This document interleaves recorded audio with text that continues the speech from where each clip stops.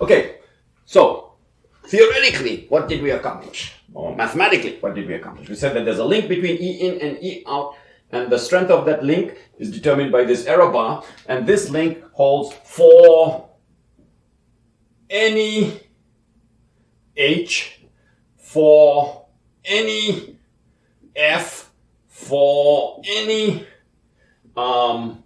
P of X that generates the data, for any algorithm that picks a G from your H. I mean, look at that. Completely general. Okay? But now let's dig a little bit deeper, okay, because this formula is a little bit cryptic. It has some notation that is not standard in other fields of mathematics, okay. So in particular, there's this growth function m sub h of 2n. Okay, so what we also showed is that there are two kinds of hypothesis sets. So two kinds of H. Okay, so the bad kind, bad. Okay, and what is the bad kind? The bad hypothesis set is the hypothesis set that never gets broken. So, you know, any data set size, so 1,000,000 data points, it's possible that the hypothesis set will be able to implement all dichotomies on those 1,000,000 data points. Okay, so bad H, so H never gets broken. Okay, so this means that m sub h of n is equal to 2 to the n for all n greater equal to 1. Okay, and in this case, the error bar is basically the error bar. So we call this the generalization error bar. And in this case, the generalization error bar is basically, you know, let's call this the generalization error bar omega. So in this case, omega is equal to, you know, the square root of 8 over n log 4 times 2n to the 2n. So 2 to the 2n. So 2 to the 2n, because it's m sub h of 2n. Okay, so 2 to the 2n over delta. And you see that if delta is small, so okay, so what's the term that depends on n here? Log of, you know, 2 to the 2n, so you get a 2n. So this is, you know, equal to the square root, forgetting about these constants, it's equal to 16n log 2 divided by n, okay, plus some other terms, okay. But this term is already big, and so this makes this error bar basically bigger than 1. So the error bar is trivial, and it doesn't go to 0 with large n. Okay. And so what that means is that for this bad hypothesis set, you don't get a useful link between E in and E out. So whatever E in you observe, we can't make any guarantees with high probability about the corresponding E out. Okay. So there are two kinds of H. There's the bad kind. Okay, but now let's focus on the good kind. Okay, that's the good kind. Yes. And for the good kind, and this is what's this is a mathematically interesting fact that emerged. There's the bad kind, and the bad kind is very bad. Okay. And then there's the good kind, and the good kind is very good. There's nothing in between. And what do we mean by very good? M sub h of n, okay, is polynomial. So there's nothing in between. You're either 2 to the n, and 2 to the n is 2 to the n.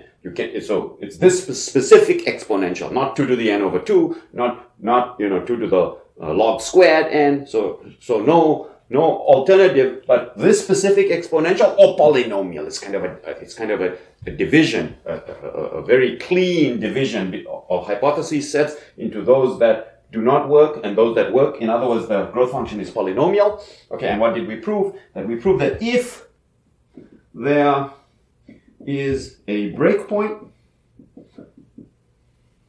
then m sub h of n is at most the sum from I equals 0. If there's a breakpoint, let's call it k, then m sub h of n is at most, the sum from I equals 0 to k minus 1 of the the binomial coefficient n choose I, and we showed, or you can show by induction, that this sum of binomial coefficients is at most n to the k minus 1 plus 1. And so, forgetting about the 1, because typically n is large, k is large, the breakpoint is large, so this 1 is, you can throw away this 1 and the bound still most of the time remains valid. So this is approximately equal to n to the k minus 1, okay, where k is a breakpoint.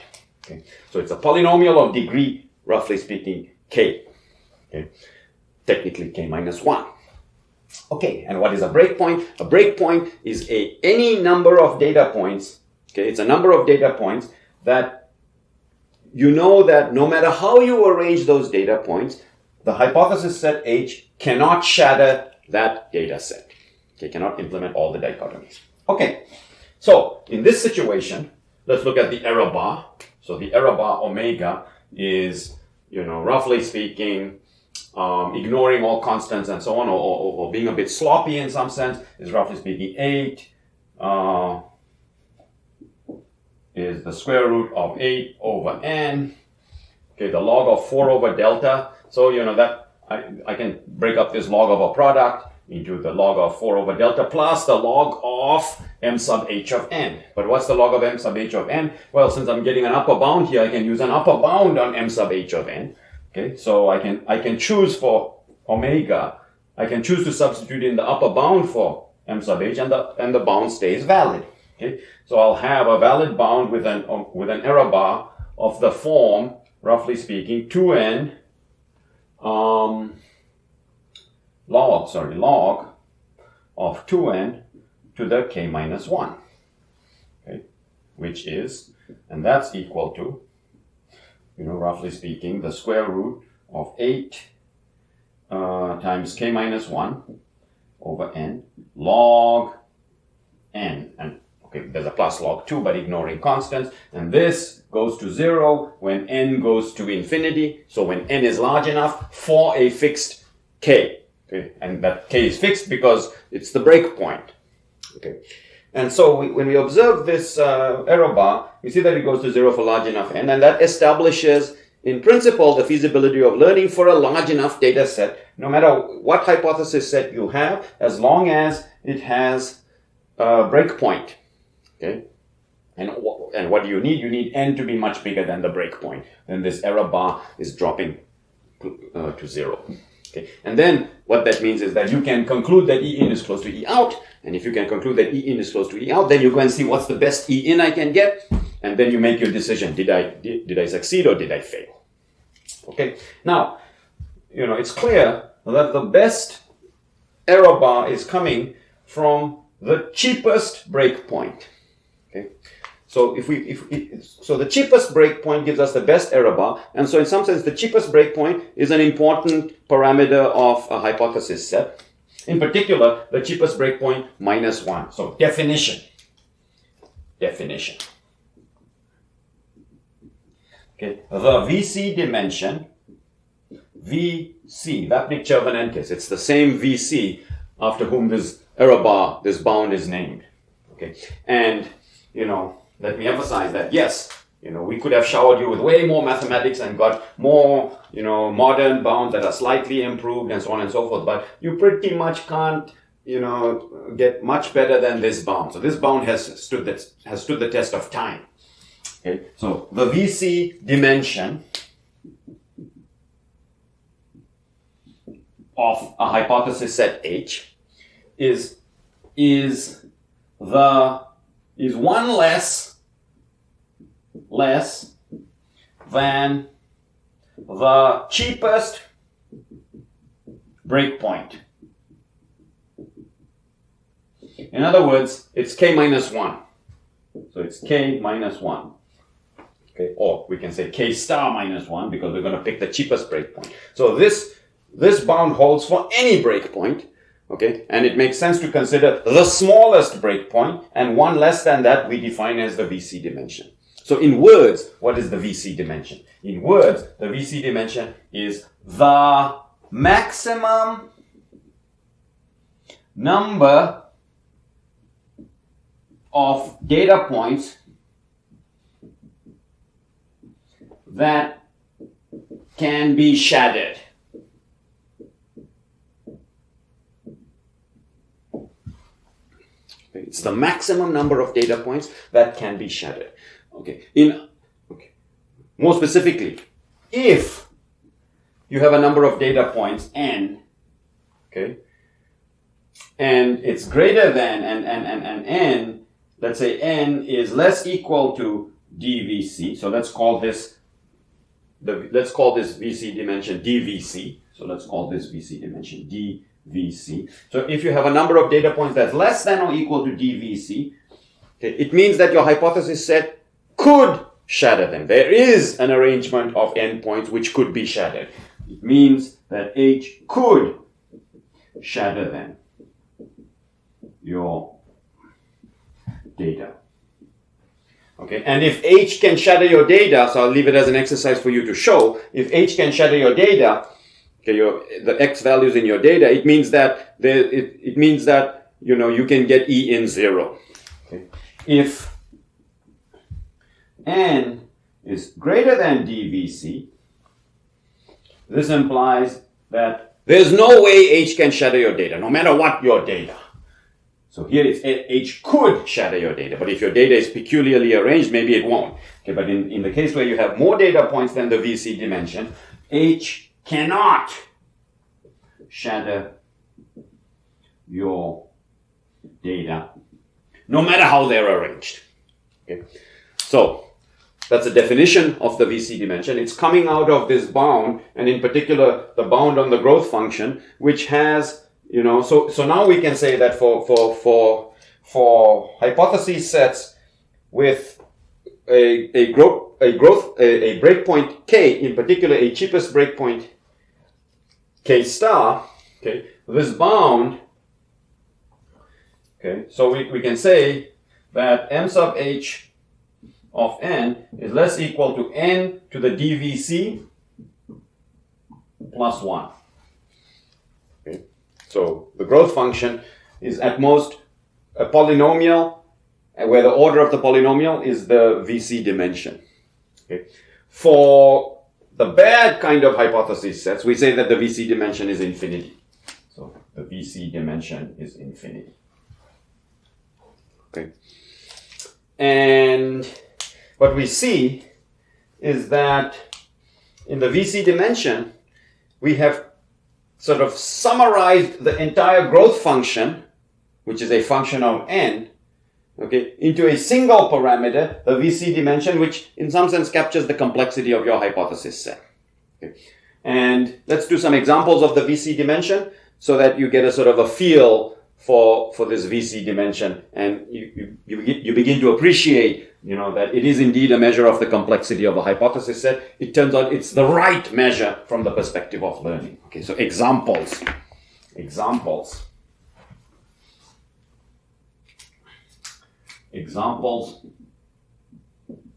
of VC dimension.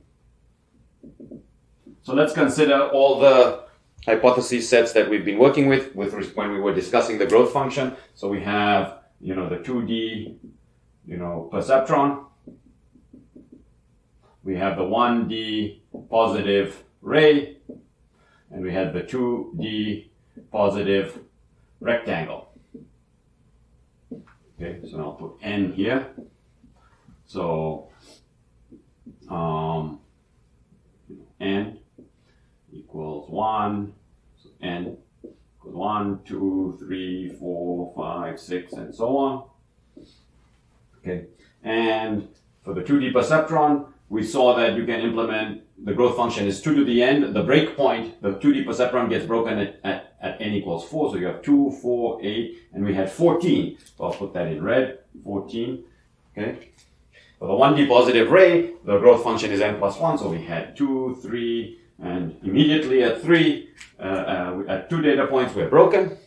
Okay. Actually, we can continue. So we're broken here, we're broken. Okay. And the 2D positive rectangle, okay, we showed that you can implement all dichotomies on a particular set of 4 points. So the growth function is 2, 4, 8, 16. And here we didn't actually compute it, but we know that it's less than 32. So a breakpoint is indeed 5. Okay. And in fact, when we look at the cheapest breakpoint, so the cheapest breakpoint is 4 here, and so the VC dimension is 3. Okay. The cheapest breakpoint is 2 here, so the VC dimension is 1. Okay. And the cheapest breakpoint is 5 here, okay, and so the VC dimension is 4. And just for kicks, let me show you the number of free parameters. Sometimes people call this the degrees of freedom. That's a little dangerous. Let me just call it the number of parameters that you get to specify in order to pick a hypothesis from each of these sets. So the number of parameters. Okay. So, if you're picking a 2D perceptron, you have to pick a hypothesis. From this hypothesis set, you specify W0, W1, W2. You pick 3 parameters. If you're picking the 1D positive ray, you pick the threshold, and on the right of this threshold, it's positive, on the left, it's negative. So you got to pick the threshold, so you get to pick 1 parameter. And for the 2D positive rectangle, you have your positive rectangle, you have to specify the bottom left point and the top right point. That's one way to specify the rectangle, and inside is positive. So you have 2 coordinates here, 2 coordinates there. So you have to specify 4 coordinates. So you have 4 parameters to specify. Look at that. Seems to be a very nice correlation between the number of parameters and the VC dimension. And we are all familiar with the number of parameters in sort of the specification of a function as a natural way to capture the complexity of that function class. Okay. So for example, we'll say third order polynomials. So you have to specify, the 0 coefficient, 1, 2, 3. So you have 4 coefficients to specify. And then you say the fourth order polynomial, you have to specify 5 coefficients, and that's more complex. Okay. So the VC dimension seems to correlate with the number of parameters, except it turns out that it can deviate wildly from the number of parameters. For some simple hypothesis sets, yes, but once you get to more general hypothesis sets, no. Okay. So in particular, there are H with one free parameter. So in other words, to pick a hypothesis from that hypothesis set, you just specify 1 parameter, but DVC is infinity. Okay, there are H with many parameters, and DVC is 1. Okay, and you might wonder, well, how is this possible? Well, you can look in the problems in chapter 2, and we actually spell out how to pick a hypothesis set that is parameterized by 1 parameter, and you can prove that no matter what the data set size, I can arrange the data so that I can shatter them. That's amazing. Okay. And so, even though this has 1 free parameter, its VC dimension is infinity, and the theory says we cannot guarantee that you will have the link from E in to E out. Okay, because our guarantee has to hold, for any scenario. Okay, and that's why that's one of the beauties of the theory. It's completely general. Now you can build much more sophisticated theories and make more stringent assumptions, but that limits how you can apply the theory. This theory can be applied anywhere. Okay. So, and it's easy to construct hypothesis sets with many parameters, but their effective complexity, their VC dimension is very small, okay, and that just means that you have lots of redundant parameters, okay, so you can sit down and figure out how to do that. But the point is that, this is just to show you that, hey, this measure of complexity is not completely wild. It has some familiarity with, what we knew before, okay, but it can deviate a lot, and that's the right measure, not the number of free parameters, because you cannot put the number of free parameters in here. You cannot put the number of free parameters in here, but you can put the VC dimension. Okay? So, 4 hypothesis sets which have bounded VC dimension, okay? Bounded as in not infinity, so finite. We can rewrite this error bound or capture the essential dependence of this error bound on the important parameters. This error bound is O of the square root of DVC log n over n. And so that's an important dependence to sort of have in mind, okay? That if you increase, let's say you double the VC dimension, you pretty much need to double the size n in order to get a comparable link between E in and E out. Okay, and that is something that holds in practice. Okay. If you and the VC dimension being the complexity of the hypothesis set, if you increase the complexity of the hypothesis set, you have to increase n. And this gives a quantified way in which you have to increase n in order to maintain the same error bar. Okay. Let me give you an example of a non-trivial hypothesis set, of a relatively simple hypothesis set that does indeed have an infinite VC dimension. So complex sets, so positive complex sets, positive convex sets. I don't know why I said complex. Okay. Positive convex sets. So a convex set is a set such that, if you take any 2 points in the set, the line between those 2 points is contained in the set. I claim that if you give me any value of n, I can arrange those points and shatter them. Okay, so let's take n equals 5, for example. What I'm going to do is I'm going to put those points on a circle, let's say equally spaced. Now give me any dichotomy you want. For example, you give me plus, you give me the dichotomy plus, minus, plus, minus.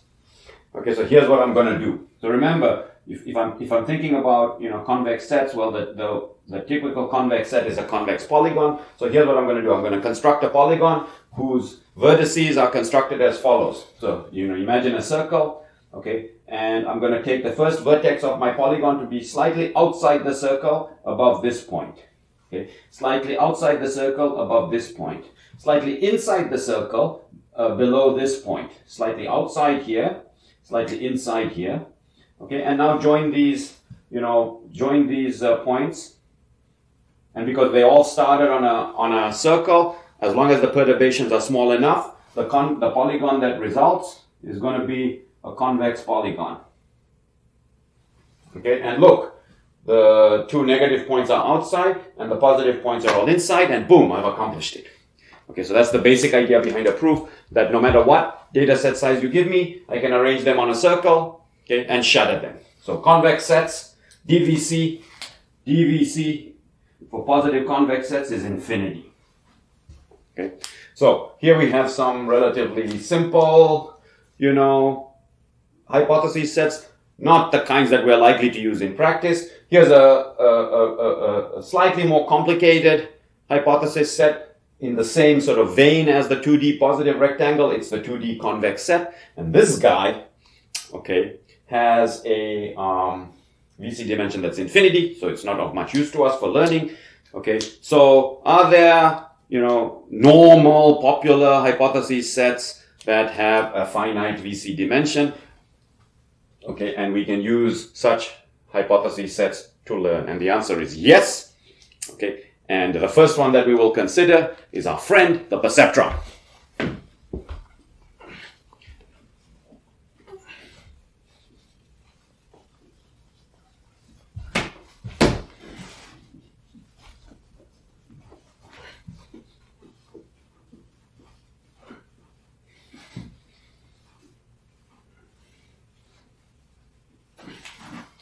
Okay,